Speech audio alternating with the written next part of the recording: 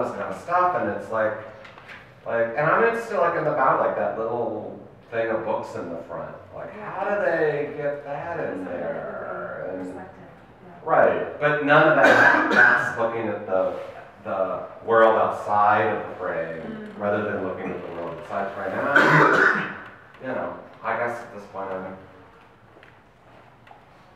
I'll see, watch my blog. Yeah, I like that. Also, they were made in a certain time and space, and now they're in a time and space where marketing is so important now too.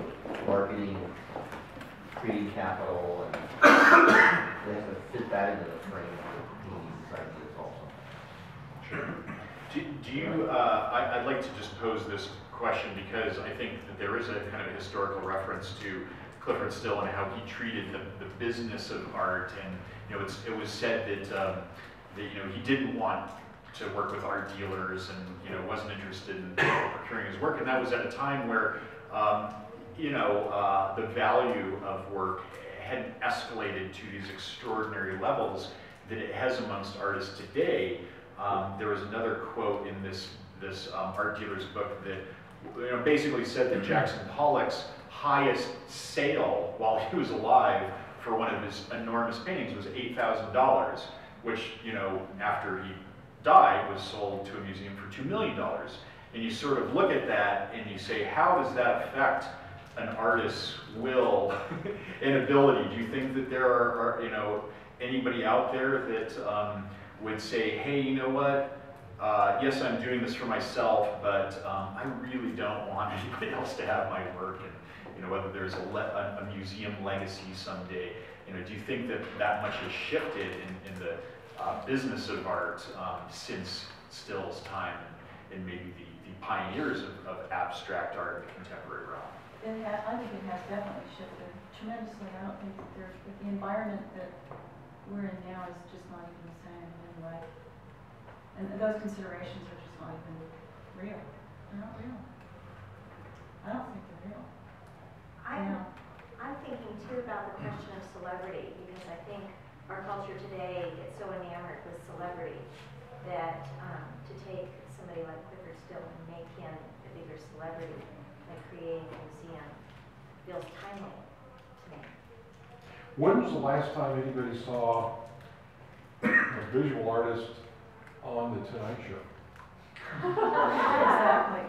Or Charlie Rose or anything else. Oh, James Franco. Well, Sarah, she's Sarah. Well, yeah, Chuck close too. How about Jeff Koons? I don't know what he might have been. Question there? I'd like to ask Professor Yust about the relationship between these issues and teaching. It seems to me that that's a profound influence. Well, I feel extremely grateful to have had the opportunity to have been teaching at Colorado State University. I don't know what would have happened to me if I had not had some sort of sense of stability in my life because of that. I think what makes it difficult is to have a priority of working on one's work through that. And that's what's really difficult. And I had a conversation with a good friend many years ago, and we were trying to think, I think I was in my 30s at that time, we were trying to think of someone who was involved in college teaching who was past the age of 40 and doing something significant with her or his artwork. And the person that came into our conversation was Wayne T. And I would have to say he has been a mentor to me. I mean, I have met him before and have written him a number of fan letters over the years. And as an aside, he just turned 90 last November. and he is still working away. And when I had that conversation, I made up my mind that I was going to do everything I could to be doing some things that were at least significant to me. But it's been difficult, and there are a lot of times when all kinds of other things get in the way.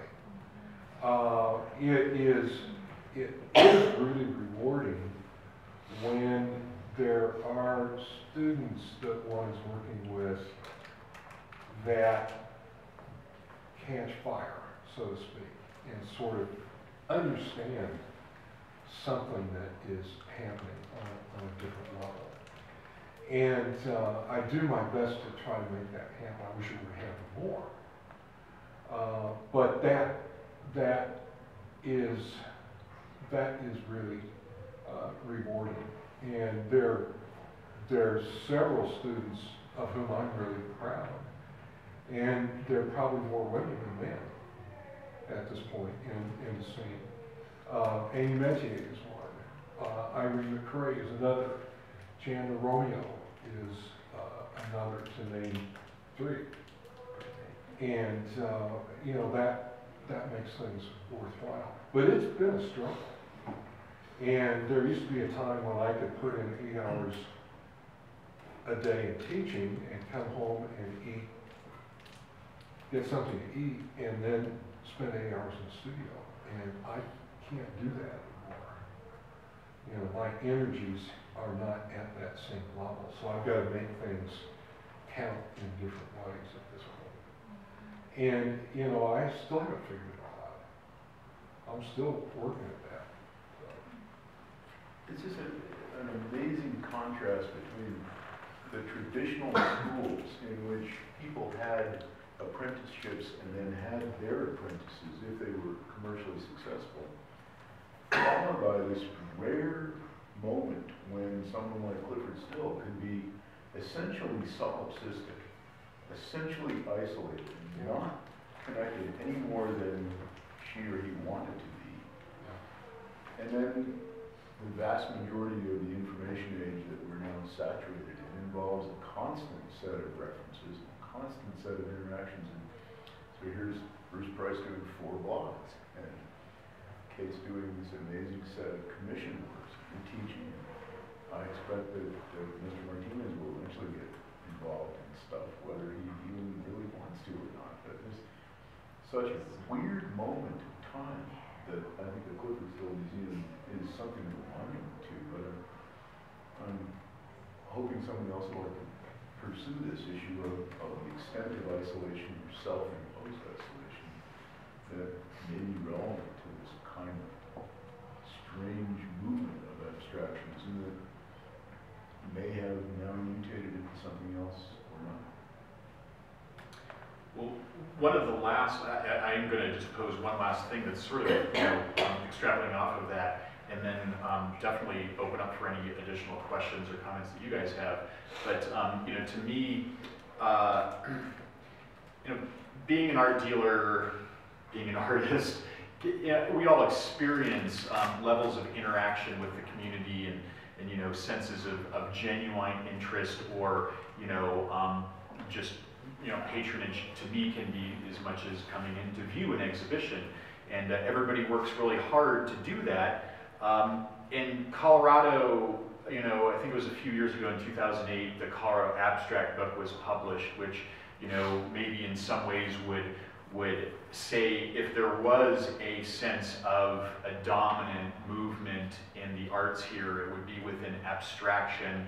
And then you have the Clyfford Still Museum opening up in this location that, you know, maybe helps to extend that. My wife comes and tells me people in her office who, you know, they're just blown away by seeing these paintings, and I want, my response is, well, God, why don't you bring them over here and see some artwork? You know, it's accessible to them. So is there any, you know, thoughts, or, you know, to maybe leave it on a positive note, potentially with the Still Museum, of saying, you know, do you think that does maybe help, engage an interest in this field of work, or even maybe just in the arts in general, because since I've been a dealer in Denver, there's been moment after moment of excitement in the community building something that that makes people here feel like the cultural shift towards an arts center or an arts focus is significant. But on my side of the fence, I say, wow, it takes a lot more than a few museums to actually engage the public with what you guys are doing. But how would you maybe respond to those ideas? I will throw out something here. I think that the title of that book was wrong. Would there be such a thing as Colorado mathematics? Potentially, I don't know. Yeah, I think it should have been called Abstraction in Colorado. Abstraction in Colorado, Yes. sure. Rather than Colorado Abstraction. I think it was called Colorado Abstract. I can't Colorado remember for Abstract, sure, yeah. No, that's right. But, I keep thinking, is there such a thing as Colorado mathematics or New York mathematics or whatever? So, I kind of wonder about that. I'm really glad that all of that has happened. I feel really happy to have been a part of it. I think that there were also some major people who were overlooked in that. I won't mention that. Oh, sure, absolutely. But there were some friends that I think were really genuinely felt very left out because of that. Anyway, I think it was a really positive thing that has happened. But having lived in this area for a long time, I think those of us that are here because our roots are planted deeply, rather than because this is some sort of an oasis for art appreciation. And I don't know what the answer to that is. I felt that it was a really positive thing when the Denver Art Museum built the Sunburn and Ponte building in the early 70s, and things didn't change much. And I thought it would be better when the new Hamilton edition happened. And I know that Christoph Heinrich, the curator of modern contemporary at the time, maybe he was even the director, went to New York to meet with the people at Art News and Art Forum and Art in America to get coverage of what was the main show? I'm drawing a blank on the name. Radar. Oh, Radar, yeah. No, it was Embrace. Embrace. Oh, Embrace, yeah. And there weren't any articles that came from that. I think Kyle McMillan wrote an article for one of those publications. But I think he was really disappointed. And now, the Rocky Mountain News has gone belly up. Kyle McMillan has retired from the Denver Post. And the only person that's doing our coverage now is Michael Polly at Westward, and that's every other week or so. And I wish that there was something different. And Colorado is in a wonderful place. And in many ways, I think it's too nice. In that when the weather's bad, people want to go skiing. When it's good, they want to go cycling or horseback riding or hiking. And it almost seems that the worse a place is, the more there's an inward turn to the arts. And I don't mean just the visual arts. And we're in a really odd space here because we're not part of the Midwest, we're too far west. And we're too far east to be part of the West. And we're too far north to be part of the Southwest. And there isn't much going on in the Northwest. And we're just in this odd sort of spot. And I don't know what it would take to change that. And, you know, I'm not gonna lose any sleep about it, I'm just gonna keep going. I lose sleep about it. A lot of sleep. I will say though that, you know, there is a way in which, you know, you're here and you're irrelevant. But there's also a kind of freedom in that too. Yeah, And there is. as difficult as it can be to continue to make art, I think it's easier here in a lot of ways. You know, studios are difficult to find here as they are in New York, but it's nothing like, I mean, like studio rent in New York for what I have would be, like, there's no way I could afford it. You know, and I think you have to make a distinction, at least I want to make a distinction between the art market and art. And I'm a huge advocate of art, as much as I call myself poor. Because, you know, what are you going to do? But, you know, I think it's important to make those distinctions.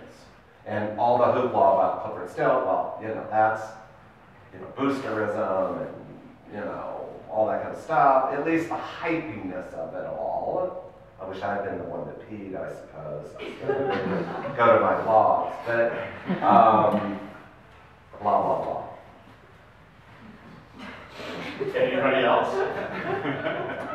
We live here because this is where we are. Yeah. It's kind of immaterial to most of us perhaps in how we make what we do, how we get it done.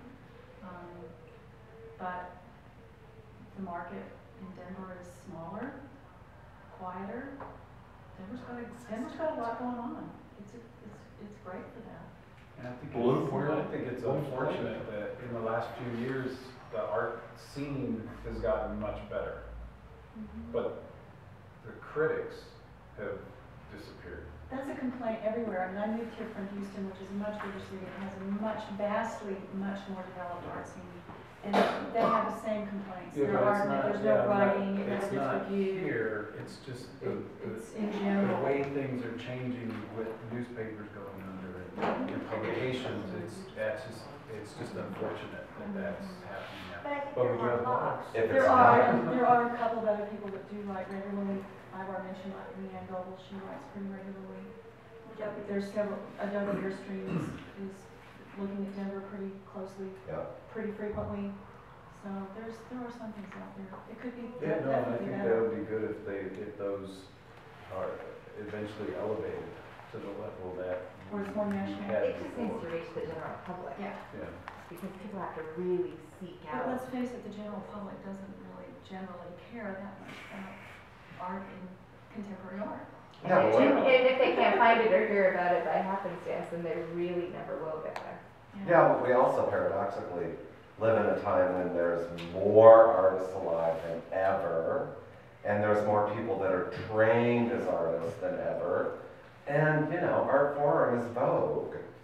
So, you know, there seems to be an audience for them in that sense. But One of the observations I've had with comments from people who are less savvy about abstract art than anybody in this room is that going to the Clyfford Still Museum made them understand how at least one artist looked at things and how what they did in the beginning and over time and saw, oh, that's how some artists do abstraction. And these people really don't know art at all, but they, you know, they're clients of mine, and they were like, oh, okay, that helped them educate them about a possible approach to abstraction that usually they'd walk by stuff and go, why would anybody do that? That is really wonderful. Yeah, I was real excited about that kind of feedback. Yeah. I think And I'm the not museum in did a country, really so good- just people across the board. It's not anybody who has anything to do with art. And I think like him or not, or like his work or not, or like be fascinated by his personality or not, the museum did a really good job of rounding out the picture of what happened. It's really important. I like it because it takes the notion of the visual seriously in a way that it is not. We're so superfluous about it. We're so, you know, it's entertainment, short attention spans.